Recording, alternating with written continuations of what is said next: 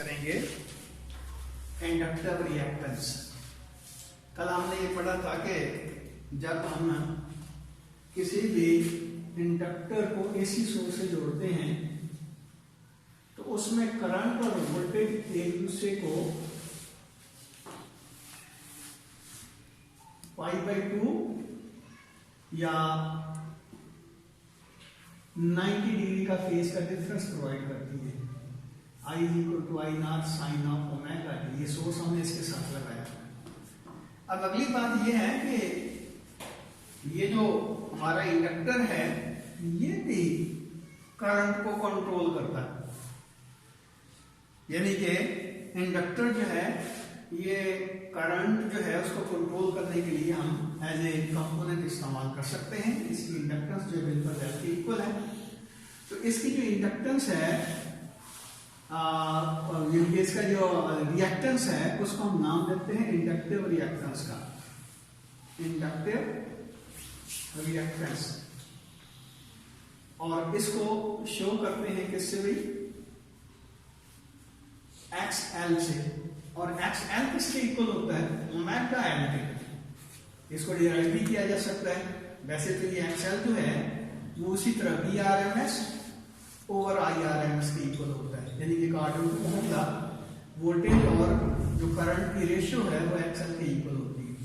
और ये देखिए XL यहाँ हमने यानी कि इस फार्मूले की मदद से हमने ये वैल्यू इसकी निकाली है ओमेगा L मीन 2πfL। इसका मतलब हुआ कि अगर DC का केस हम लेते हैं तो DC में क्या होता है, F की वैल्यू 0 के बराबर होती है। जब F की वैल्यू 0 होगी तो XL की वैल्यू क्या होगी, 0। मीन ये जो इंडक्टर है ये किसी किस्म का इफेक्ट नहीं डालेगा on the flow of DC, यानी कि DC जो है उसके ऊपर इसका कोई इफेक्ट नहीं होगा, बिल्कुल इसी तरह एक्ट करेगा जिस तरह के कनेक्टिंग वायर इस्तेमाल हम करते हैं, जिस तरह उसका इम्पैक्ट होता है। उसके मुकाबले में जब हम AC इस्तेमाल करते हैं तो AC में आपको पता है कि फ्रीक्वेंसी 0 के बराबर नहीं होती।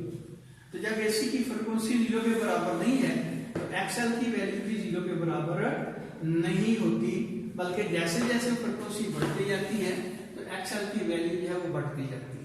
तो इसलिए हम कहते हैं कि ये AC को अपोज करता है जबकि DC को AC को अपोज करता है जबकि DC को अपोज नहीं करता। यानी कि DC जो है without any resistance, without any impedance इसमें से फ्लो होता रहता है, उसके ऊपर कोई इफेक्ट नहीं पड़ता DC के ऊपर इंडक्टर का।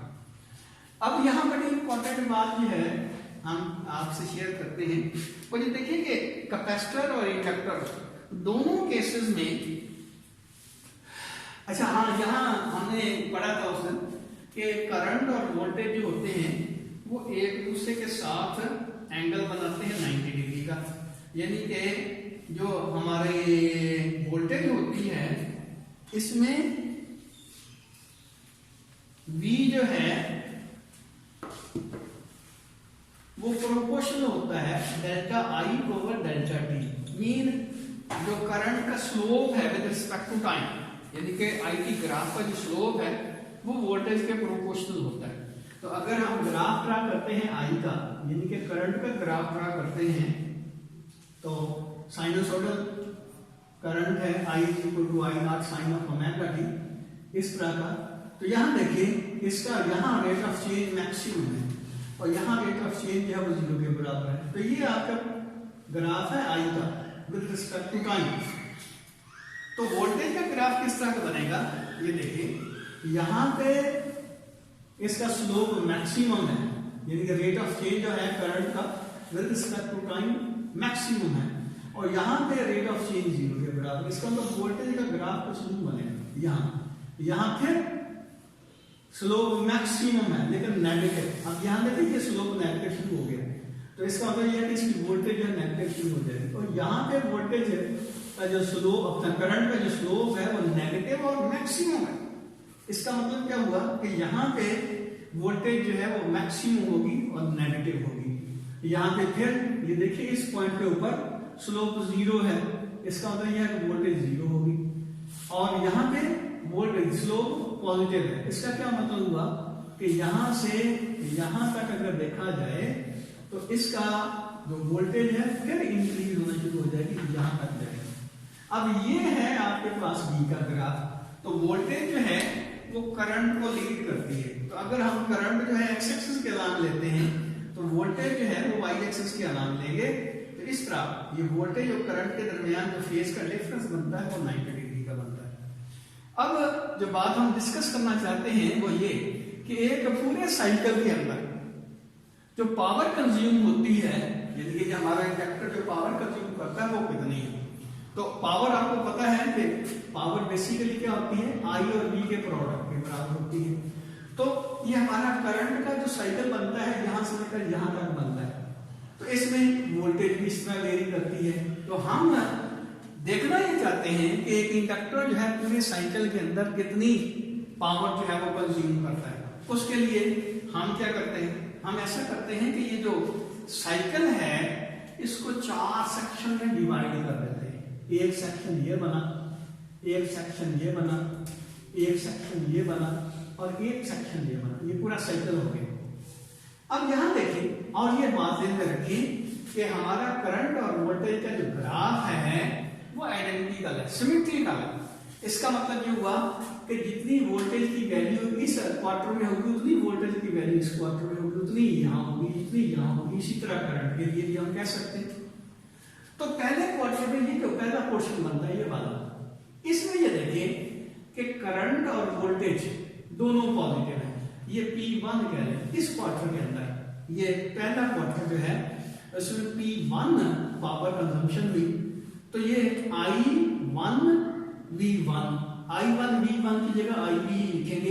वजह यह है कि ये चारों जो क्वार्टर हैं इसमें मैंने कहा था मैग्नीट्यूड के लिहाज से I और B की वैल्यू सेम रहती है।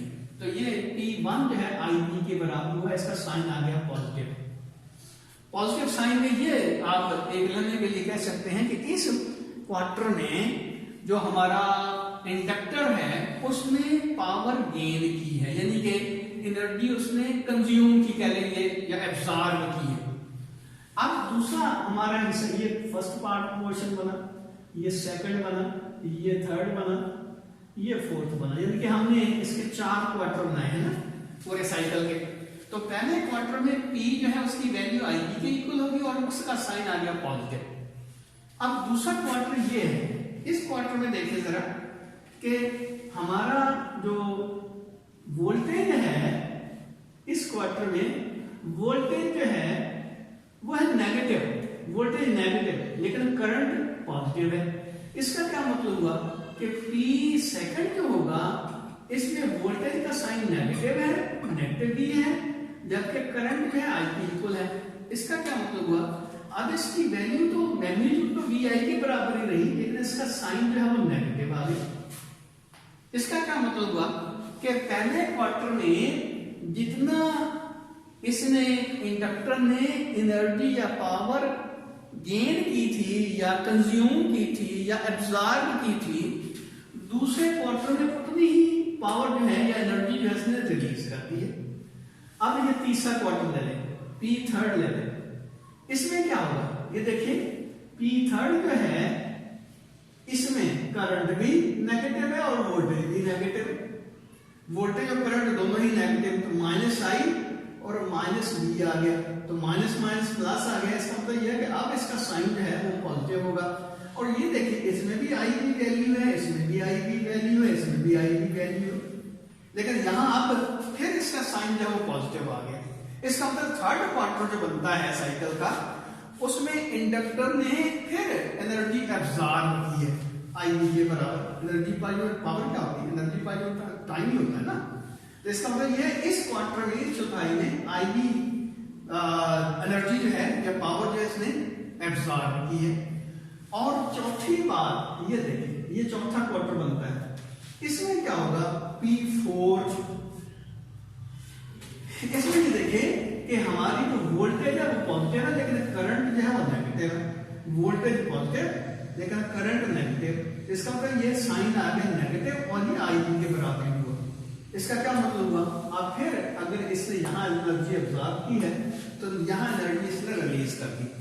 तो इसका क्या मतलब हुआ कि पहले क्वार्टर में जितनी एनर्जी इसने एब्जॉर्ब की है दूसरे क्वार्टर में उतनी ही एनर्जी उसने रिलीज कर दी, तीसरे क्वार्टर में फिर उसने जितनी एनर्जी एब्जॉर्ब की है, चौथे क्वार्टर में उतनी एनर्जी उसने रिलीज कर दी। इसका मतलब ये हुआ कि यहाँ एनर्जी की कंजम्पशन जीरो के बराबर, यानी कि ये एक ऐसा डिवाइस बना जो बगैर एनर्जी कंज्यूम किए करंट को कंट्रोल करने के लिए इस्तेमाल हो सकता है। याद रखें, जो रजिस्टर होता है उसमें एनर्जी या पावर जीरो के बराबर नहीं होती पूरे साइकिल के अंदर, लेकिन यहाँ देखें कि पावर जो है उसका सम अगर लें तो वो जीरो के बराबर हो गया। इसका मतलब पूरे साइकिल के अंदर हमारा जो इंडक्टर है किसी किस्म की एनर्जी या पावर कंज्यूम नहीं करता। तो ये इसका मतलब ये हुआ कि अगर आपने अपनी एनर्जी जो है बचानी है और साथ ही साथ करंट को कंट्रोल करना है तो आप इंडक्टर इस्तेमाल करें।